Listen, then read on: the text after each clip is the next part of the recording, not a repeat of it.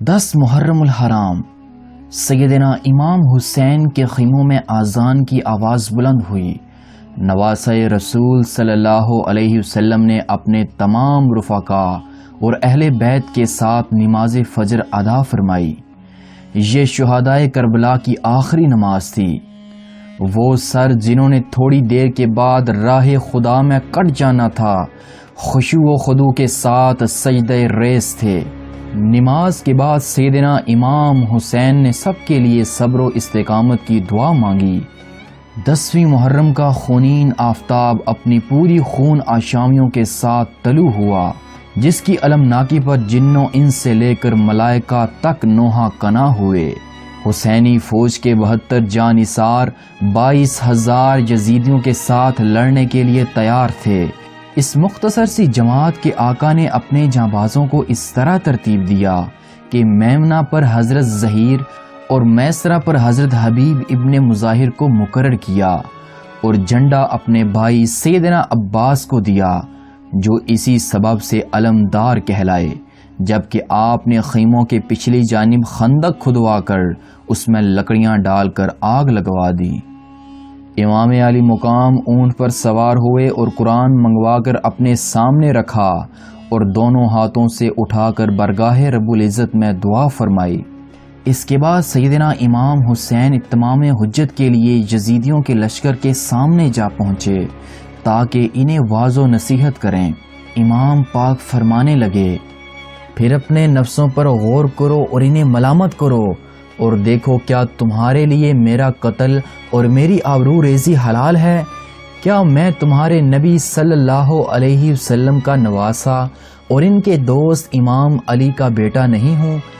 کیا سید الشہداء حضرت حمزہ میرے باپ کے چچا اور شہید جعفر طیار میرے چچا نہیں تھے؟ کیا یہ مشہور حدیث تمہیں نہیں پہنچی کہ رسول اللہ صلی اللہ علیہ وسلم نے میرے اور میرے بھائی کے متعلق فرمایا کہ تم دونوں جنت کے نوجوانوں کے سردار ہو اور تمام مومنوں کی آنکھ کی ٹھنڈک ہو؟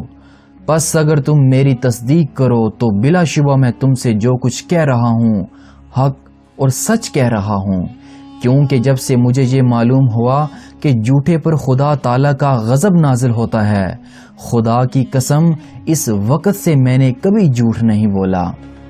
تو اگر تم میری تصدیق نہیں کرتے بلکہ مجھے جھوٹا سمجھتے ہو تو تم میں اس وقت بھی ایسے لوگ موجود ہیں کہ اگر تم ان سے پوچھو تو وہ تمہیں بتائیں گے۔ اب مجھے بتاؤ کہ کیا ان باتوں میں سے کوئی بات بھی ایسی نہیں ہے جو تمہیں میری خون ریزی اور آبرو ریزی سے روک دے؟ مگر آپ کی اس تقریر کا یزیدیوں کے دلوں پر کچھ اثر نہ پڑا۔ برادران اسلام، جب بدبختی کسی قوم کا مقدر بن جاتی ہے تو آنکھوں پر پردے پڑ جاتے ہیں اور دلوں پر مہریں لگ جاتی ہیں۔ سیدنا امام حسین کی ایمان افروز تقریر سے حر بن یزید پر لرزہ طاری ہو گیا۔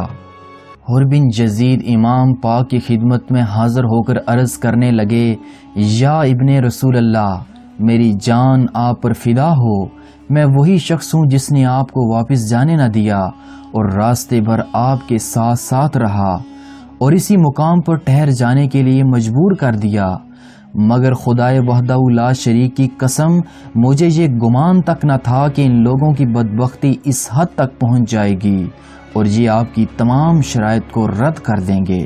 میں تو یہ خیال کرتا تھا کہ آپ کی پیش کردہ شرائط میں سے کسی ایک کو مان لیا جائے گا اور صلح ہو جائے گی۔